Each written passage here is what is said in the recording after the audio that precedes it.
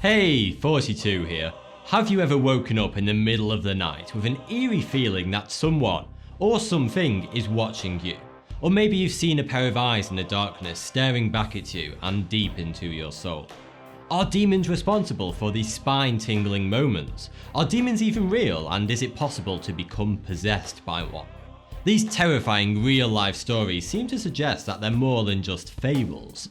These demonic possession stories will surely send shivers down your spine.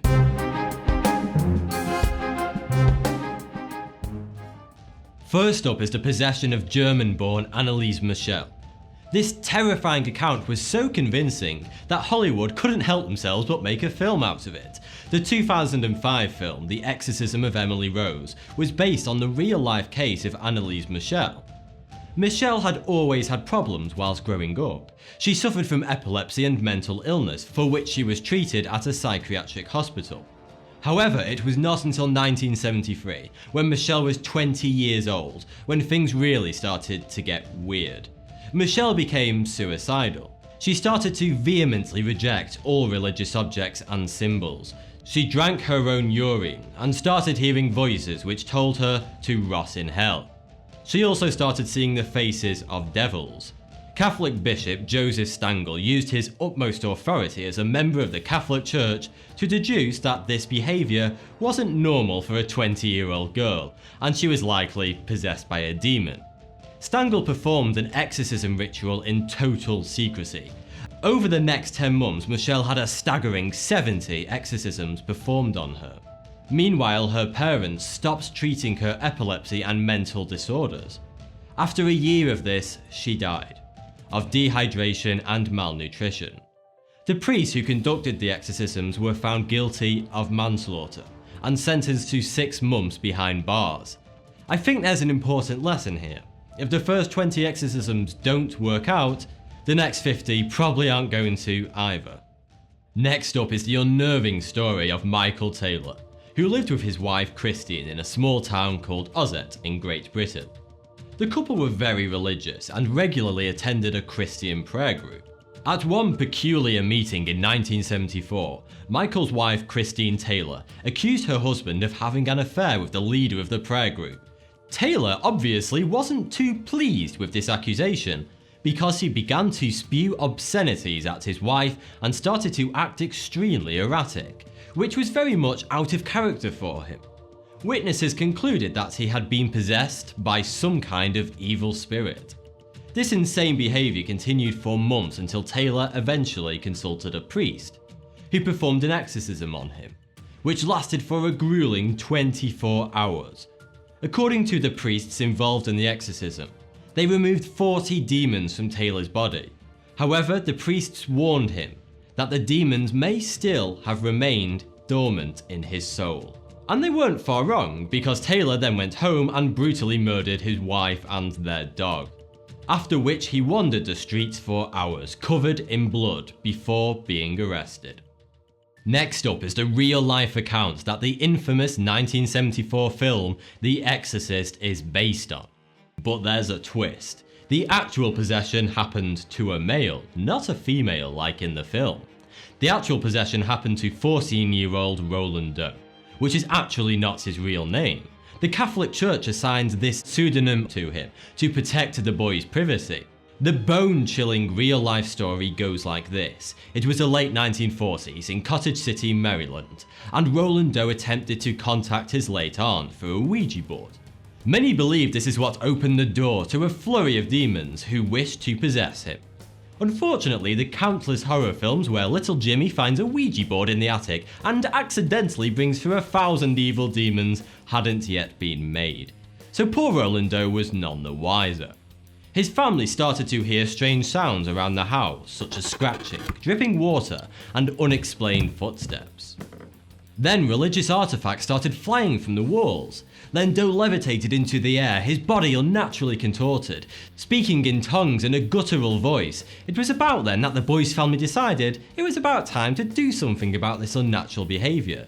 They brought in a priest to perform an exorcism. The ritual was performed over 30 times before the priest deemed it successful. Doe injured the priest multiple times during the exorcisms. Those present reported a horrible sulfuric odour lingering in the air afterwards. Afterwards, Doe returned to his normal life. Next up is George Lukens, a man from England in the late 17th century. Lukens was a greedy bugger because he claimed to be possessed by not one, but 7 demons, and he requested 7 different priests to remove the demons from his body. It all started when Sarah Barber, a close friend of Lukens, noticed that he had started to act rather strangely. According to Barber, Lukens had slowly deteriorated mentally and physically over the past 18 years. He started to have seizures and growl at people around him. He talked in disturbing, supernatural tones. In 1778, 7 priests performed a lengthy exorcism on Lukens at the Temple Church in Bristol, England. As soon as the exorcism commenced with one of the priests singing a hymn, Lukens turned extremely violent and started barking and hissing at the priests. Lukens then cycled through 7 different demonic personalities over the span of the exorcism, before finally declaring out loud that he was the devil himself. Afterwards, according to the priests who were present, the exorcism was a success, the demons were sent back to hell, and George Lukens returned to a normal life. Next up is a story of the infamous serial killer who was supposedly spurred on to kill by a demon. He was known as the Son of Sam, although his real name was David Berkowitz. Berkowitz began murdering in 1976 and continued his ruthless killing campaign for an entire year before he was caught. His killings all had a very similar MO. He would approach a stranger in the dead of night and shoot them with a .44 revolver. Then he would leave immediately, without uttering a word. However, at one of the crime scenes, the police found a stomach-turning note left by Berkowitz. The note talked about his father, called Sam, who drank blood and kept Berkowitz locked in an attic. The note also said that Father Sam commands Berkowitz to go out and kill. But this is the strange part, as if it wasn't strange already. Berkowitz didn't have a father named Sam. His father was actually called Tony. So who on earth, or hell, was Sam? Well, get this. According to Berkowitz, Sam was the name of the demon who possessed his neighbour's dog. Yes, dog. When Berkowitz, aka the Son of Sam as he had come to be known, was finally arrested in 1977, after killing 6 known victims, he confessed to his murders. He explained how his neighbour's dog was a conduit for an evil demon, and that the dog had commanded him to carry out every murder. So remember guys, if you don't have an alibi, you can always blame it on the dog. Actually no, wait, that doesn't work at all. David Berkowitz got 6 life sentences for his evil demon dog-fueled murders. Next we go to Natal, South Africa, where in 1906 a Christian student named Clara Germana Selle started to act very strangely. Up until the age of 16, Clara had always been a very ordinary girl. But that all changed pretty quickly when Clara started displaying some rather incredible yet creepy superhuman powers. Clara started to speak and understand German, French and Polish fluently, despite the fact that she had never studied or even heard these languages before. Clara was also able to reveal the most intimate secrets about people whom she'd never met before. Clara started to mysteriously levitate vertically out of her bed, and she had superhuman levels of strength, able to throw people twice her size across the room. It is said by witnesses that her voice sounded like a veritable herd of wild beasts orchestrated by Satan. Clara later revealed that she had made a pact with Satan, giving him the ability to take over her body. Had she really made a pact with Satan? Well, the local priest certainly thought so. 2 priests performed an exorcism on Clara that lasted 2 days, during which over 170 people witnessed her levitating several feet in the air whilst the priests read scriptures. After the exorcism, it was a general consensus of the priests and those present that the evil spirits had been expunged from her body. Presumably Satan was displeased that Clara hadn't kept her end of the bargain.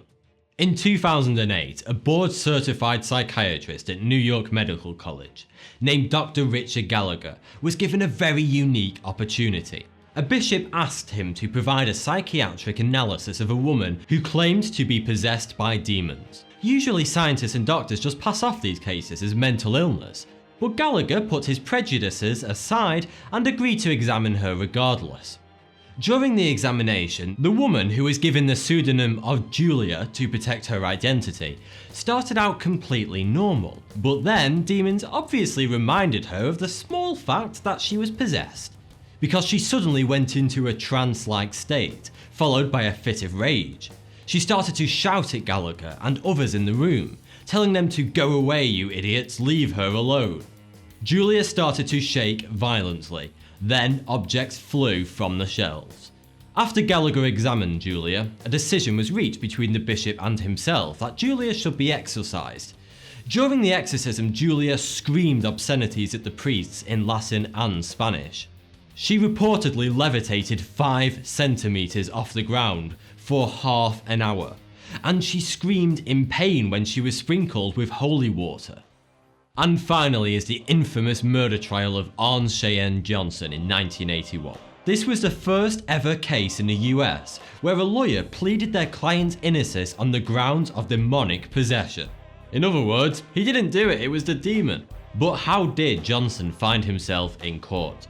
Well, about a year earlier, Johnson stabbed his landlord, Alan Bono, to death with a pocket knife in Connecticut. Before the stabbing, family members close to Johnson began having demonic visions and heard noises in the house, such as footsteps, doors slamming, and mysterious voices. Johnson's fiance's younger brother, David, reported seeing an apparition that looked like, quote-unquote, a man with big black eyes, a thin face with animal features and jagged teeth, pointed ears, horns, and hooves. Shortly afterwards, David started having convulsions, and bruises appeared on his body. He started to shout at the family in Latin. A few days later, Johnson himself said he had also become possessed. It all eventually came to a climax a few weeks later, when the family held a party in their home. According to everyone who attended the party, Johnson went into a trance, walked slowly towards his landlord, growling under his breath. Then, all of a sudden, stabbed him multiple times in the chest. A year later, and the judge at Johnson's murder trial ruled that demonic possession was not a valid defense against murder, and Johnson was given a 20-year prison sentence. Thanks for the view. Subscribe for more 42. The existence of demonic possession is a widely held religious belief. In Islamic mythology, the jinn are supernatural beings that can invade the body. Within the Christian tradition, exorcism dates back to the New Testament, when Jesus expelled demons on a number of occasions.